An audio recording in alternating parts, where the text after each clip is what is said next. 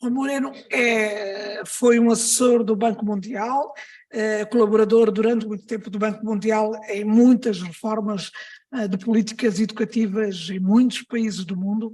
É grande a sua experiência, sobretudo ela é transversal num mundo que é cada vez mais global.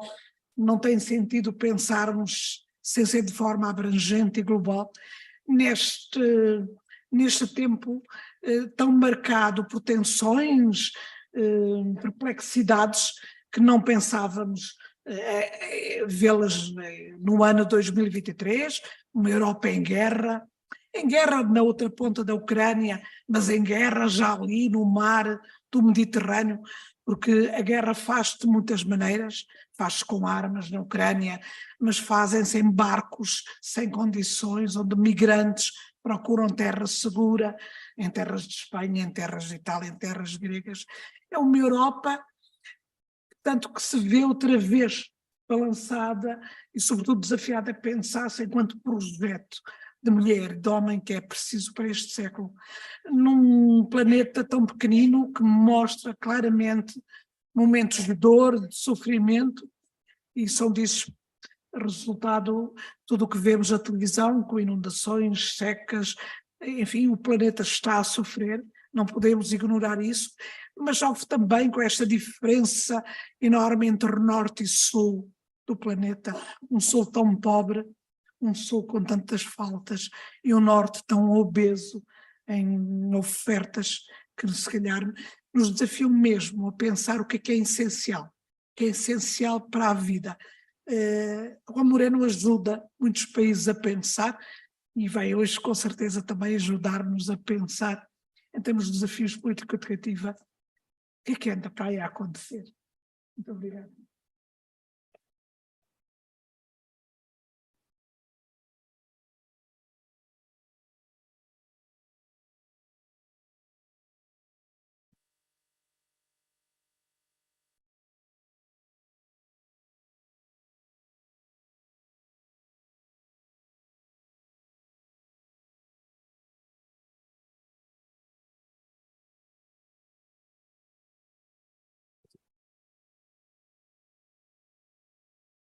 Muito obrigado por la introdução, muito obrigado por la sua presença.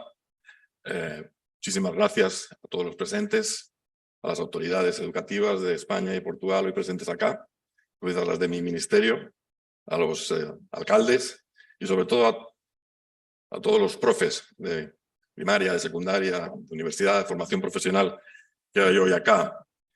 Me toca agradecer a los organizadores darme la ocasión de hacer esta especie de calentamiento, de entrar en materia de estos 2 días, con un análisis de las reformas educativas en el mundo. Como ven, me han puesto una tarea precisa, acotada, las reformas educativas en el mundo, ¿no? No era fácil abordar la tarea, no era fácil hacer los deberes. Así que he optado por la vía británica, que es empezar con las conclusiones. Empezar con 4 o 5 ideas que son tus conclusiones. Esto es bastante socorrido, porque si se va la luz, se te acaba el tiempo, ocurre cualquier cosa, tú ya has colocado tus conclusiones y ya te puedes ir tranquilo.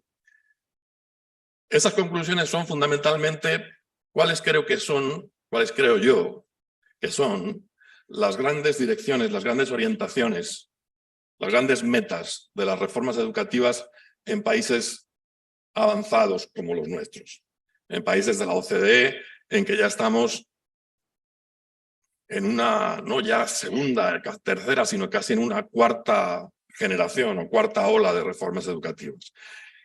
¿Qué están haciendo los sistemas educativos en el mundo que innovan, que cambian, que consiguen cosas, que avanzan y que progresan? ¿Qué están haciendo? ¿Cuáles son las direcciones fundamentales por las que van?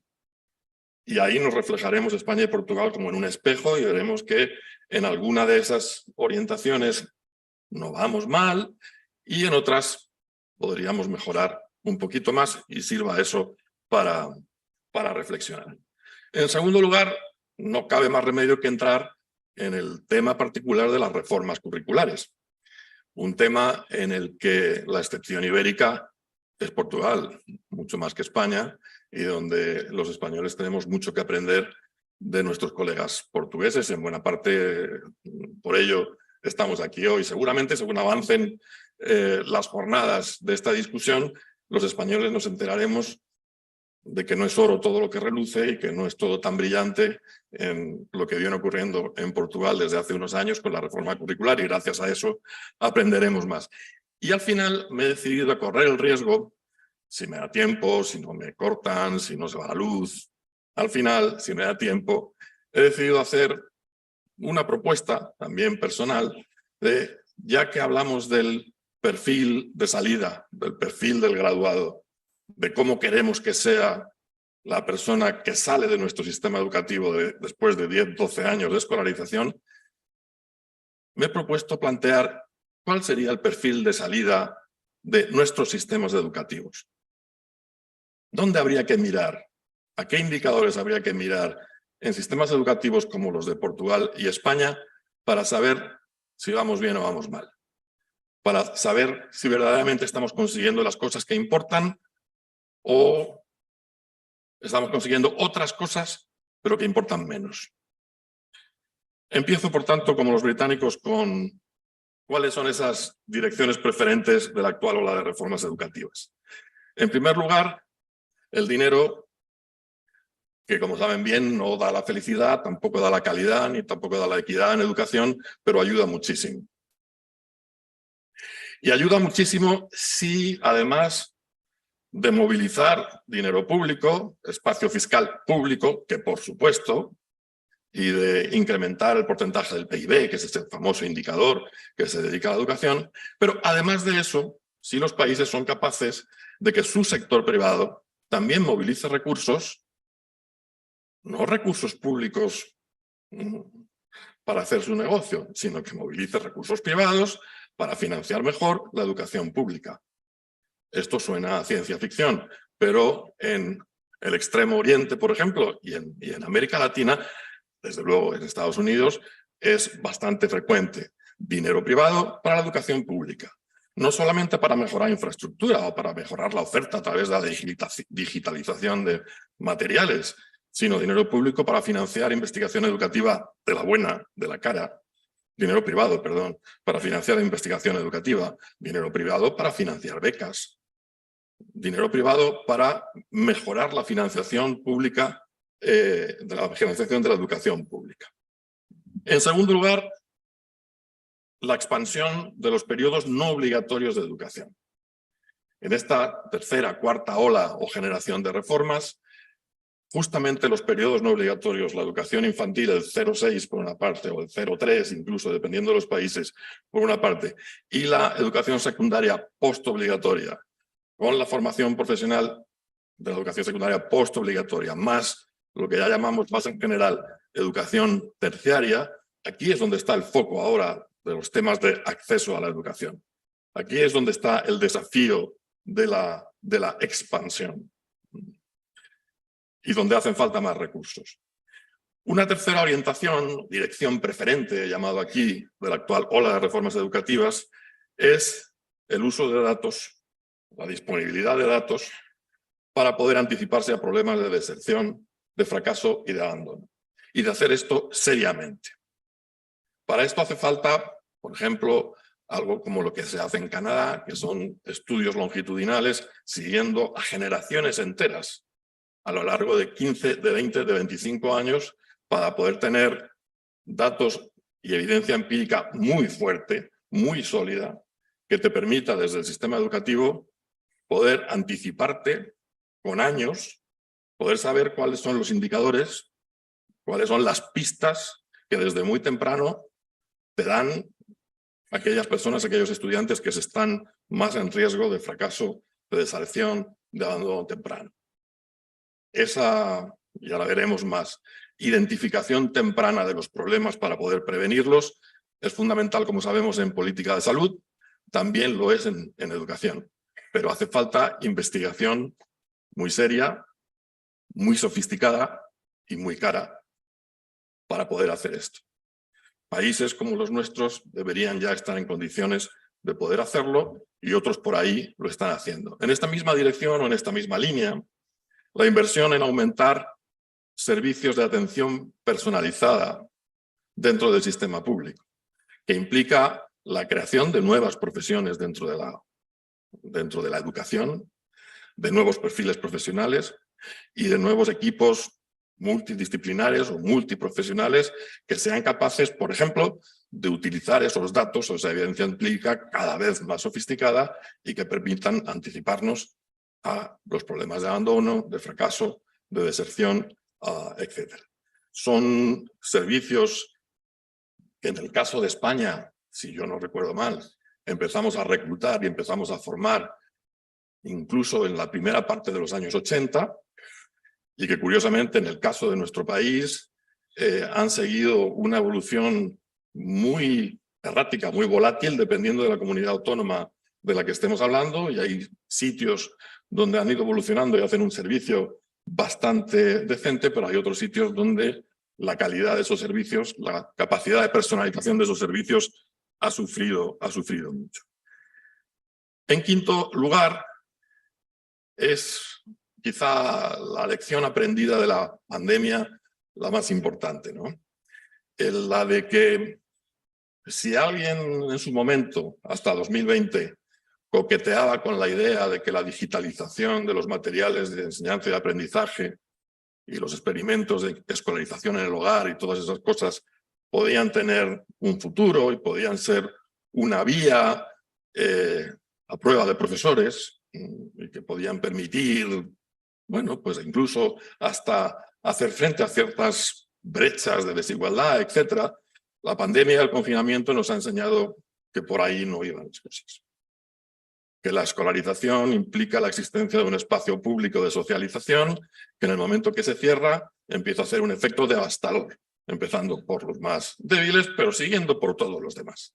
Y que el coste, no ya en calidad de la educación y en calidad del aprendizaje, sino que el coste en términos de cohesión social, en términos de acceso al mercado laboral, en términos de salud mental, de un cierre del espacio público de la escolarización, es absolutamente insoportable para personas, familias, comunidades y países. Por tanto, vamos de la desescolarización a la reescolarización. Y queremos escuelas, y estamos viendo el empuje hacia escuelas cada vez más fuertes, con cada vez más servicios, con cada vez más aliados en el entorno y cada vez más tiempo abiertas. Croacia está poniendo en marcha ahora mismo una reforma muy ambiciosa que va a mantener los centros educativos públicos abiertos prácticamente todo el tiempo. El papel en valga la redundancia, en esta nueva función de la institución escolar, el papel de los ayuntamientos es absolutamente fundamental porque de ellos depende en muy buena medida el que este tipo de reformas puedan ir adelante. En España, en nuestro país, el proceso de descentralización educativa se quedó parado en las comunidades autónomas. No ha continuado hacia las administraciones municipales. Tiene que continuar. Y este nuevo papel de las instituciones escolares, más amplias, con más aliados, con más servicios, con más capacidad y con más tiempo, depende en buena medida del compromiso de las administraciones municipales. Y ese espacio se tiene que abrir. Y por último, por cierto, de verdad que créanme que yo no había hablado con mi secretario de Estado previamente, porque claro, lo que estoy contando es lo mismo que ha contado él con otras palabras, pero les prometo que no habíamos hablado antes, nos hemos conocido hoy. Por última dirección, es la última, pero es probablemente la más importante. ¿Qué están haciendo los países y los sistemas educativos que innovan? Están haciendo sobre todo esto. Están invirtiendo en generar, crear, cuidar, acumular capital social y capital profesional del profesorado y de todas las personas que trabajan dentro del sistema educativo. Tenemos un problema grave en el mundo, bueno, si es que en el primer mundo se pueden tener problemas graves, ¿no?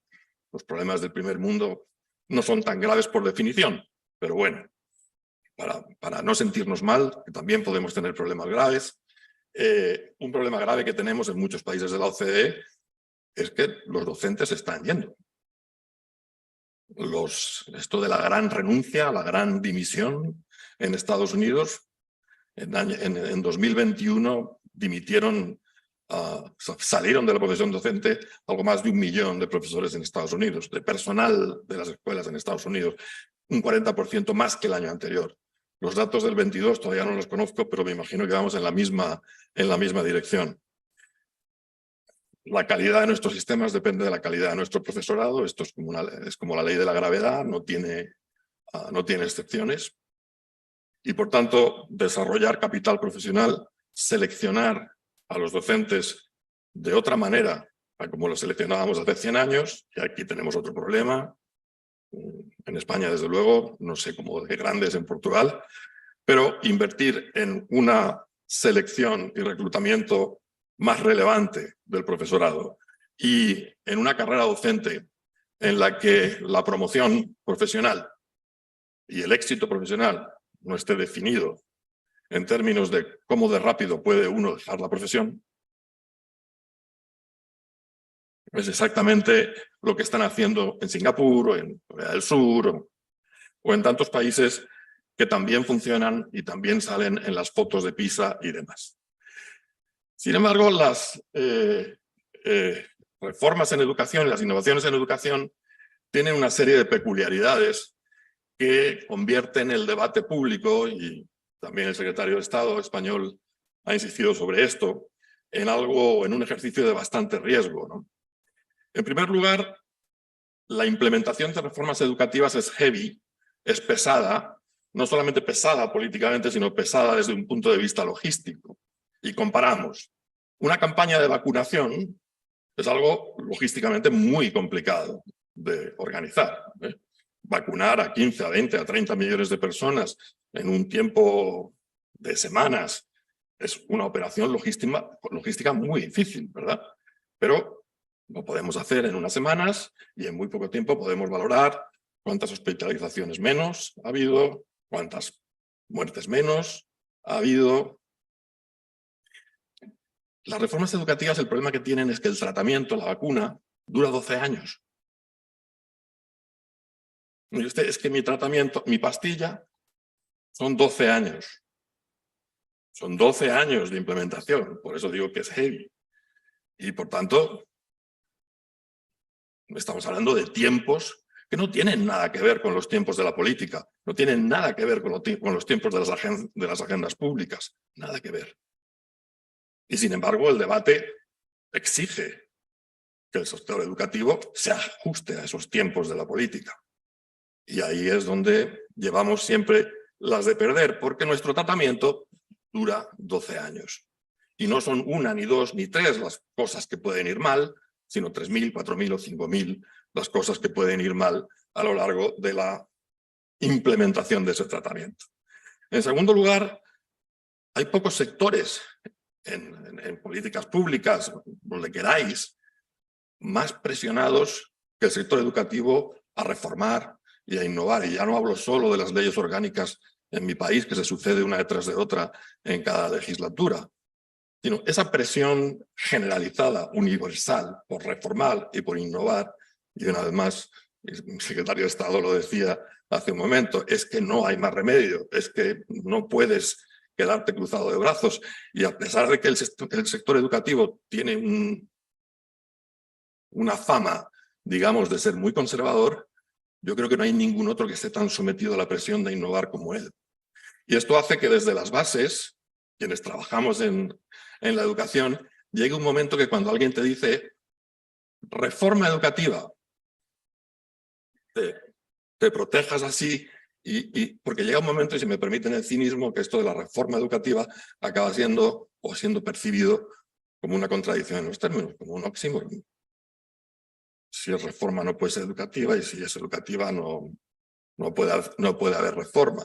Quiero decir, hay una fatiga de reformas en educación, hay una fatiga por quienes estamos en la práctica, y hay incluso un cierto descrédito de ese tipo de planteamientos una y otra vez, una y otra vez, una y otra vez. Lo que nos lleva al problema de la polarización y de la politización del sector educativo, que en los últimos años va también increciendo. El problema de la politización del sector educativo no es solamente que haga muy difícil alcanzar consensos, y en educación necesitamos consensos, no es solamente que erosione la confianza pública en el sistema educativo, en la educación, que para nosotros es un problema devastador. La politización del sector educativo, lo peor, en mi opinión, es que ningunea al profesorado. El debate que se produce en ese ámbito político obvia por completo que nosotros estamos aquí. En España somos 750.000 profesores, más 120.000 en la universidad, es 1 millón de personas, y de repente escuchas a un señor diciendo que una ley que se acaba de aprobar condena a la ignorancia a toda una generación de españoles. Pero oiga, nosotros estamos aquí, hacemos algo. Pero no, se obvia por completo nuestro papel. El debate está en otro sitio y nosotros no pintamos nada. Pues como digo, la erosión en términos de confianza pública es tremenda. Y por último, los resultados tardan en llegar.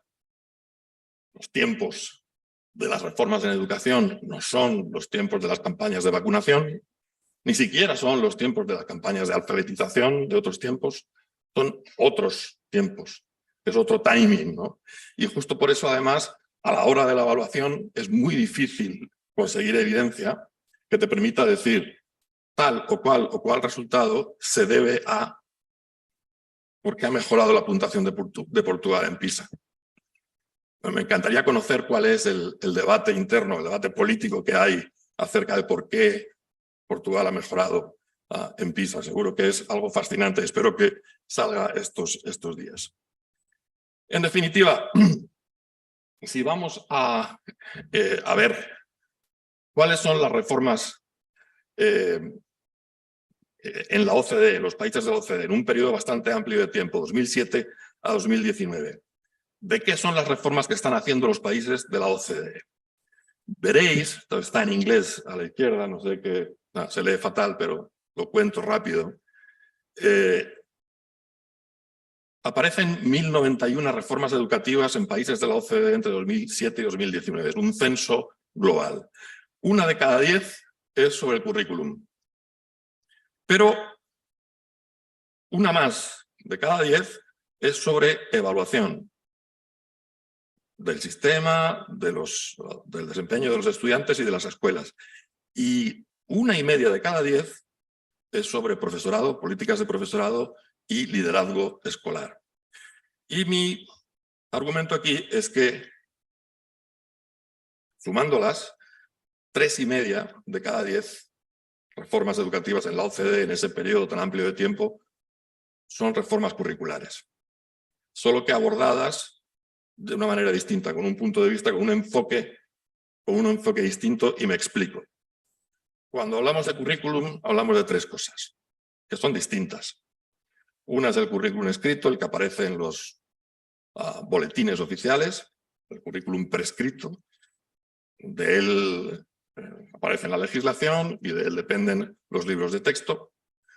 Luego hay un currículum en la acción, que es lo que hacen los profesores en el aula, que es el currículum que cuenta, que es lo que efectivamente se implementa, es donde se aplica ese capital profesional del que hablaba hace un momento, y es un currículum evaluado, que es lo que los exámenes externos, los exámenes, sobre todo en el caso de Portugal y de España, los exámenes de acceso a la universidad, o otro tipo de exámenes o de diagnósticos importantes del sistema, es el currículum que evalúan esos instrumentos. Bien, puesto que el currículum escrito y el debate sobre el currículum escrito está fuertemente politizado y da lugar a enfrentamientos muy serios, y no hablo solamente de España o de Portugal, sino de casi cualquier otro país de la OCDE, puede tener sentido, y algunos países lo han visto así, es decir, vamos a dejar tranquilamente la legislación, el currículum escrito, y vamos a fijar nuestro esfuerzo reformador en los otros 2. En qué es lo que ocurre en el aula Vamos a identificar qué es lo que está pasando en el aula, vamos a investigar sobre ello, vamos a identificar buenas prácticas, vamos a ver quién está haciendo qué y por qué lo está haciendo bien. Cuando estudiemos, cuando veamos en estos 2 días qué es lo que se está haciendo en España ahora mismo desde Atlántida en materia de reforma de la evaluación del currículum competencial, tendremos un ejemplo y estoy seguro que veremos también de los de Portugal. Pero dense cuenta que aquí, y hablo de Australia, hablo de Canadá, hablo desde luego de Finlandia, en vez de centrar los esfuerzos reformadores en el currículum escrito, han centrado los esfuerzos reformadores en qué es lo que hacen los profes en las aulas, creando el espacio para construir, desarrollar y diseminar capital profesional, buena práctica de los que realmente saben, y luego, oye, si es tan difícil cambiar el currículum, lo que voy a hacer, y tengo un examen muy poderoso que influye mucho sobre el sistema, lo que voy a hacer es cambiar el examen. ¿Realmente quiero un currículum competencial? No. Hagamos un examen competencial. Y que la fuerte influencia del examen sea la que haga el camino de vuelta de cambiar las cosas. Y esto es muy interesante porque lucha contra la politización. La cura a la politización es la profesionalización del sector. Y la profesionalización del sector pasa por dar voz a quien sabe. Identificar las buenas prácticas de quien lo está haciendo bien. Que esas prácticas, además, tengan vuelo, se puedan discutir, se puedan mejorar, se puedan refinar, se puedan evaluar, se puedan escalar y acelerar en todo el sistema. Cambiar el sistema de evaluación es la manera más rápida, más sofisticada y probablemente más eficaz de cambiar el currículum escolar. Y así lo están entendiendo muchos países. En el caso de España, sobre todo, y nos contaréis en el caso de Portugal, había que reformar el currículum y entramos por la reforma del currículum escrito y nos enfrentamos, como en tantos otros países, y Estados Unidos es el epítome, es la norma, a guerras, guerrillas, batallas y escaramuzas de todo tipo. Empezando por las guerras político-administrativas. ¿Quién decide qué y a qué nivel se decide qué? Ahí tienes ya un pulso político de primer orden. Hay luego una guerra ideológica, que en el caso de nuestro país incluso ha sido académica. La guerra ideológica entre quienes piensan que la letra con sangre entra y el número con más sangre todavía, y los que piensan que hay que instruir deleitando, como se decía en el siglo XVIII, y que el juego y la gamificación es el futuro. Hay un pulso tremendo, pero me gustaría hacer un paréntesis para contar, sobre todo a los colegas portugueses, la evolución de este tema de la guerra académica en España.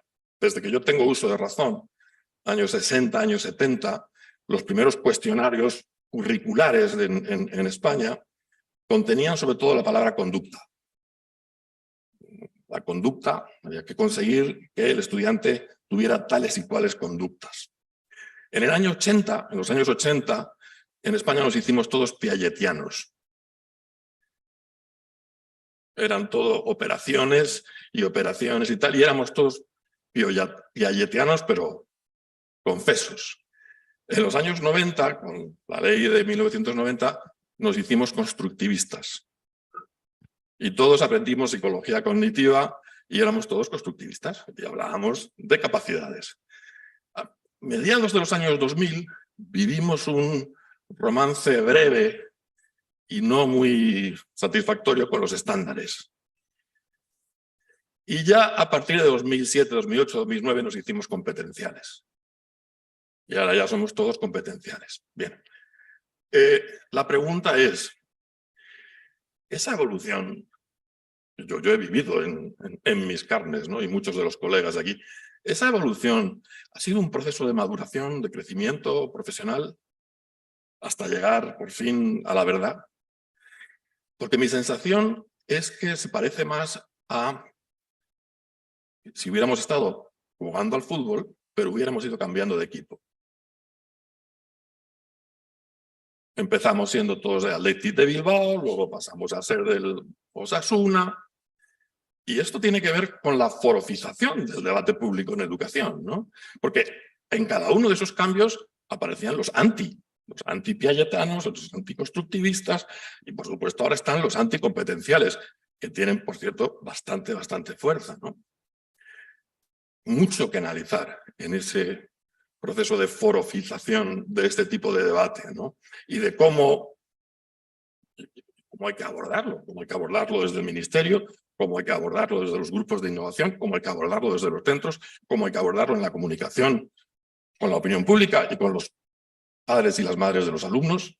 Tema importante donde los haya. Pero es que encima tenemos las guerras culturales de todas las nuevas minorías oprimidas y victimizadas que exigen espacio y que exigen cuota en el currículum escolar. Como luego después lo exigen también en el mercado laboral. Tenemos guerras de libros de texto, y no me refiero solamente a las comerciales, y hay casos muy interesantes por el mundo que no me da tiempo a contarles ahora, y sobre todo tenemos esas guerras corporativas que causa el hecho de que el currículum sea un juego de suma cero. Quien tiene 2 horas quiere 4, quien tiene 4 horas quiere 8, quien está fuera quiere entrar y quien está dentro quiere crecer. El currículum, por definición, es inflacionario y la reforma competencial del currículum es una medida antiinflacionaria y, por tanto, perjudica a más actores del sistema de aquellos a quienes beneficia. Porque si se dan cuenta, algo que tienen en común todas estas guerras y guerrillas es que nadie defiende los intereses de los estudiantes. En todas y cada una de ellas alguien está defendiendo intereses, pero nunca en ninguna de ellas el interés que se defiende es el interés del estudiante. Y este es el problema fundamental al que nos enfrentamos desde la política educativa cuando vamos para adelante con una reforma curricular. Por tanto, tenemos esa presión inflacionaria. Nosotros queremos adelgazar, poner el currículum a dieta y que adelgace, pero tenemos una presión fortísima porque siga engordando. De todas las múltiples propuestas al respecto que yo he escuchado, y he escuchado muchas, el ajedrez tiene que entrar como asignatura, como la asignatura es la unidad monetaria del currículum escolar, todo el mundo quiere como mínimo una asignatura. O 2 si son pequeñas. La propuesta en este sentido más interesante que a lo largo de mi vida profesional he escuchado sobre qué debería entrar en el currículum, hablando de fútbol, es la siguiente.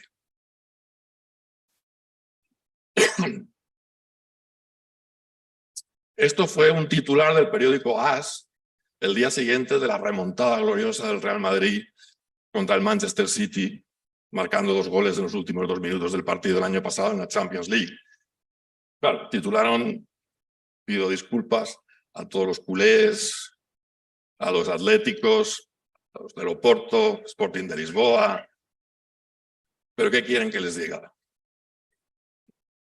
En este caso tenían razón. Es un ejemplo más, pero ¿cuántos de estos hemos visto?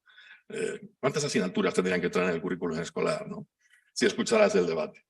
Aquí otra vez se lee muy mal, pero por entrar más en materia, tenemos que dentro de una área, en este caso dentro de una competencia, que es la competencia digital, si nos ponemos a hilar fino, incluso ahí también hay una guerra y hay un pulso, porque todas las que aparecen listados en la columna de la izquierda, en la amplia, son distintas propuestas curriculares para la competencia digital, que funcionan a escala global. En la primera columna verde son las que tienen que ver con, efectivamente, alfabetización digital. La segunda es emprendimiento digital. La tercera es coding, programación. Hay muchas escuelas en Estados Unidos donde la presión ya es muy fuerte para que el coding entre como nueva asignatura en el currículum de la secundaria y después de la primaria. Otras que están planteadas como informática pura y dura, por supuesto la robótica, la ingenieril de los instrumentos la que tiene un foco más en el profesorado y la de los profesionales de las tecnologías. Incluso dentro de una misma área tienes ese pulso también por cuál debe ser la orientación. ¿Por qué tiene tantos enemigos el currículum basado en competencias? Y de verdad que estoy convencido de que vamos a aprender mucho de los colegas portugueses en esto. Las asignaturas y las competencias son como la peseta y el euro. Son dos unidades monetarias en dos momentos distintos de la historia. Las competencias rompen esa inercia de la inflación curricular y el círculo vicioso de qué es lo que se considera conocimiento valioso, conocimiento de prestigio, pero tenemos dos problemas y por eso le llamamos la pinza. Desde la derecha se ve el currículum competencial como algo heredado, algo que viene desde la formación profesional. Y por tanto es una solución de segunda categoría, de segunda clase. Es casi una versión low cost para las masas de lo que hasta ahora ha sido algo de prestigio y que basaba su prestigio en ser exclusivo de una élite. Luego, además, todo esto que tiene que ver con las competencias socioemocionales y todas estas cosas nuevas se percibe como intentos claros de adoctrinamiento del estudiantado. Pero es que desde la izquierda, las reformas competenciales del currículum, o desde cierta izquierda, tampoco quiero generalizar, se ven como una especie de conspiración de organismos internacionales, empezando por la OCDE, que es la más mala de todos los organismos internacionales. Es una conspiración entre organismos internacionales y el sector privado para poner los sistemas educativos al servicio de ese sector privado. Entonces, claro, cuando en el debate educativo altamente politizado, tanto a la derecha como a la izquierda, tienes abierto un frente contra el currículum competencial, yo le deseo mucha suerte a mi ministerio, igual, y estoy atento a lo que vamos a poder aprender de los colegas portugueses, pero efectivamente la cosa no va a ser fácil. De ahí que cuando uno hace observación de aula y cuando uno hace análisis detenido y sistemático de qué es lo que ocurre en las aulas de aquellos países que han implementado un currículum competencial, y este es un resumen muy fuerte, ¿no? de cuáles son las habilidades o las competencias que se citan de una manera más frecuente en los documentos de política curricular de todos los países de la OCDE, ¿no? Y son comunicación, creatividad, pensamiento crítico y resolución de problemas. Y dense cuenta de los porcentajes con los que aparece. Cuando luego vas a analizar el día a día, ves que el tiempo neto dedicado a esas habilidades o a esas competencias no llega ni a la 10ª parte de la presencia que esas competencias tienen en la retórica, en los documentos, con lo cual tenemos un problema de brecha entre lo que dice nuestra retórica política en materia curricular y lo que ocurre en el famoso currículum en la acción. ¿Es imposible? No es imposible. Finlandia ha conseguido pasar de la peseta al euro, del franco al euro, del peso al euro, de la lira al euro. Finlandia lo ha conseguido, y lo ha conseguido hace ya tiempo, y no solamente en primaria, sino también en secundaria. En el marco curricular en Australia es algo así como esto, donde aparecen las áreas o las competencias y aparecen tres columnas. Una dice lo que sabemos y lo que podemos hacer, otra dice cómo usamos lo que sabemos y lo que podemos hacer, y otra dice cómo nos relacionamos y nos comprometemos con la sociedad, el mundo y vivimos una vida mejor. Y ese es el marco curricular. Y a partir de ahí, ustedes son los profesionales, háganlo. Voy entonces llegando a ese final. Temas clave que hay que vigilar en ese proceso de reforma curricular y que podremos discutir, espero, estos días. La tensión entre el foco en las competencias y la inercia inflacionaria del enciclopedismo, que está ahí y que está apoyado además desde dos frentes, de izquierda y derecha. La trinchera cultural que hay montada sobre la percepción pública que el impacto de la reforma tiene en la calidad de la educación, y en esto, insisto, Portugal nos lleva por lo menos 5 años de ventaja. El papel de los exámenes externos o de otros sistemas de certificación en el control y en el desarrollo del currículum. En España, hasta que no haya una reforma seria y profunda del examen de selectividad, nosotros llamamos, la reforma curricular estará sin terminar. Pero esto no lo dice nadie, ni lo comunica nadie, esto lo sabemos. 3. Pero no hemos conseguido, está en el debate. Lo que está en el debate público es toda esa, como no estoy en España, puedo hablar con más tranquilidad. No conseguimos librarnos de muchísimas sandeces en el debate público, en la agenda pública en educación, que no conseguimos que suba de nivel, y algo tan simple como esto, que hasta que no modifiques un examen potente en el sistema, la reforma curricular, no va a caer la ficha, como dicen los argentinos. Y se me ocurre sugerir, ¿no?, ¿qué hacen las élites, ¿no? ¿Qué pasó en España cuando nos enteramos que los colegios jesuitas en Cataluña prescindían de la asignatura de la disciplina? Hace unos años fueron los primeros que lo hicieron. Y claro, una gente que lleva en este negocio de la educación desde el siglo XV, algo deben saber. Vamos a mirar a ver lo que hacen y por qué lo hacen, porque algo deben saber de este tema, ¿no? Pero no solamente me refiero a ello, sino creo que el papel de las grandes empresas como actor curricular, por mucho que escandalice a muchos colegas en mi sector, es algo que hay que mirar. ¿Por dónde continuar? Voy a simplemente referirme al tema de los exámenes externos, que ya lo he hecho, las consultas sobre el perfil de salida, la evidencia de otras evaluaciones macro de implantación de reformas competenciales que tenemos a nuestra disposición y que no miramos porque, por alguna razón, uno de los efectos de la politización es que la evidencia empírica ha dejado de tener importancia y hemos dejado de mirarla. Miramos encuestas, pero no miramos evidencia, y ese es un problema. Y esa sugerencia de hacer más trabajo para revisar el currículum en la acción, obtener evidencia sobre estilos de enseñanza predominantes en el país, identificar la vanguardia innovadora, sistematizar esa vanguardia, reproducirla, escalarla, diseminarla, aprovecharla para construir capital profesional dentro del sistema educativo. Y 4 minutos más. ¿Cuál sería el perfil de salida de los sistemas educativos en 2023? ¿Dónde habría que mirar para saber que nuestros sistemas van en la dirección correcta o no? Y me refiero a sistemas como España y Portugal, por supuesto. Está la Agenda 2030, el SDG número 4, están los indicadores de la OCDE, hay un sistema nacional de indicadores, pero todos esos, bueno, tasas de graduación, tasas de repetición, porcentaje del PIB que invertimos en educación, por supuesto, todos esos son indicadores importantes, pero mirando más al futuro y hablando de sistemas educativos mucho más ambiciosos como son los nuestros, y no es una propuesta exhaustiva, ni muchísimo menos, pero sí heterodoxa, ¿dónde habría que mirar?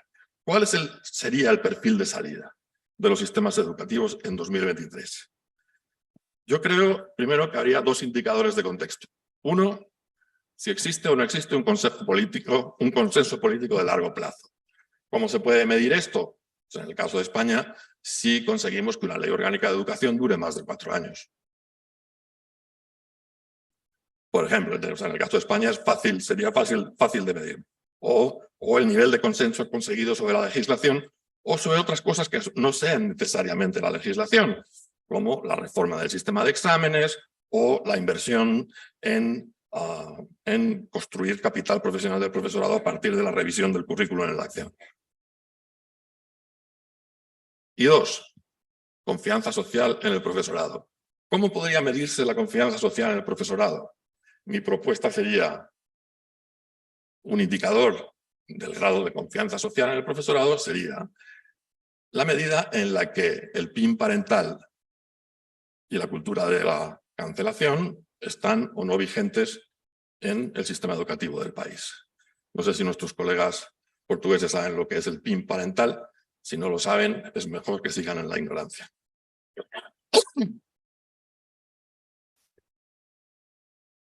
Tres indicadores de entradas al sistema, de inputs. Gasto en becas, por supuesto. ¿Por qué? Porque es el gasto que tiene que ver con la demanda de educación. No solamente con la articulación de la oferta, es el gasto que va directo a la demanda y que va directo a esa parte de la demanda que más difícil lo tiene para seguir incluida dentro del sistema educativo. Por eso ese es un indicador importante, porque es un indicador de equidad, pero es un indicador también de demanda. 2, espacio fiscal disponible y sostenible para I+D en educación. He tratado de demostrar en la charla hoy que eso es mucho más importante de lo que parece. Y claro, pensarán, no, este señor se dedica a investigar sobre educación, quiere más presupuesto. Sí, claro, pues tendré que asumir la crítica, pero creo que efectivamente en sistemas educativos como los nuestros hay que dar varios pasos adelante en este sentido. 3, contribución del sector privado a la educación pública, mucho más allá de los impuestos. Por ejemplo, para financiar esa investigación, por ejemplo, para crear observatorios de transición de la educación al empleo. Por ejemplo, para contribuir a las políticas de estimular y de mantener la demanda de educación. 3 indicadores de proceso. Un índice de personalización, la capacidad del sistema educativo para acumular y preservar capital profesional y el índice de liderazgo. Son propuestas, como digo, heterodoxas. El índice de personalización tendría estos 3 componentes. La calidad de los servicios de orientación personal y profesional en los centros educativos, la capacidad del sistema de diagnóstico precoz y de intervención temprana ante cualquier problema que afecte al aprendizaje, cosas todas ellas bien fáciles de medir. Y 3, la capacidad del sistema para acompañar y apoyar en las transiciones. Las transiciones entre etapas educativas son letales para muchísimos alumnos. Más que el Lost in Translation, como la película, nuestro problema es Lost in Transition. Mucha gente se pierde ahí. Incluso en nuestros países, en el mundo en desarrollo, no les quiero ni contar. Un índice de personalización estaría articulado con estos 3 indicadores. Capacidad del sistema educativo para acumular y preservar capital profesional, identificar la vanguardia innovadora, sistematizar ese conocimiento, esa experiencia, difundirlo, diseminarlo, etc. Y un índice de liderazgo en educación, la calidad, el capital profesional de los candidatos a la dirección, si es que alguien quiere ser candidato. Y aquí, por cierto, en lo de la dirección también teníamos una excepción ibérica. La calidad de comunicación con las familias, las alianzas con el entorno y con la opinión pública, y el mentorazgo dentro de los centros, la existencia de un proceso sólido de inducción a la profesión y de apoyo mutuo entre los colegas. Y 6 indicadores de resultados. 1, tasa de pobreza en el aprendizaje, que desde UNESCO y Banco Mundial planteamos hace unos pocos años. Es un indicador muy simple. ¿Cuál es el porcentaje de alumnos de 10 años que es incapaz de leer comprensivamente, de poder comprender un texto breve ajustado a su edad? En los países de la OCDE estamos en un 9% de media. No sé cuáles son los datos en España y en Portugal. En África subsahariana estamos en un 90%. La educación no sirve solamente para aprender a leer comprensivamente, pero si no sabes leer comprensivamente, el resto de las nuevas alfabetizaciones, digital, financiera, ecológica, etcétera, es imposible. Las tasas de mortalidad escolar, repetición más abandono, el porcentaje de estudiantes de clase alta que va a la enseñanza pública, parece un indicador bastante interesante sobre si vamos o no vamos en la buena dirección. Todo sistema educativo público que ha perdido a la clase media está condenado a la desaparición. Porcentaje de graduados de secundaria que ha aprendido a discrepar democráticamente. Esto a mí me parece tan importante como la lectura comprensiva, o más. En estos tiempos de polarización, de redes sociales, etcétera, aprender a discrepar es fundamental para la cohesión social y para el mantenimiento de la democracia. Discrepar de alguien sin que sienta que eres su enemigo o sin que sienta que quieres que alguien te está pagando. Dejar de confundir el discrepar con difamar, como si fueran sinónimos. Eso, en el contexto actual de recesión democrática, es algo que nuestros sistemas educativos tienen que conseguir hacer y que a mí me parece fundamental y por eso pongo ahí. Porcentaje de estudiantes que están en escolarización en el hogar y porcentaje consumiendo clases particulares. Y en el caso de las clases particulares es como el colesterol. Podría haber un indicador bueno y uno malo. Una cosa es que tengamos a muchos alumnos aprendiendo a tocar el arpa en sus ratos libres o el trombón, y otra cosa es que tengamos porcentajes altísimos de alumnos teniendo que hacer clases de recuperación porque están suspendiendo. Y por último, los años de escolarización ajustados por aprendizaje, que es otro indicador que estamos empezando a manejar, que es, usted ha ido 12 años a la escuela, pero ha aprendido como si estuviera 4, como si hubiera ido 4. Y es probablemente el indicador más sólido y más potente de calidad y de relevancia y de potencia de un sistema educativo. ¿Cuál es el tiempo neto de aprendizaje que a usted le ha rendido toda su inversión de tiempo en la educación? Y con esto, pidiendo disculpas si me he pasado de tiempo, muchísimas gracias.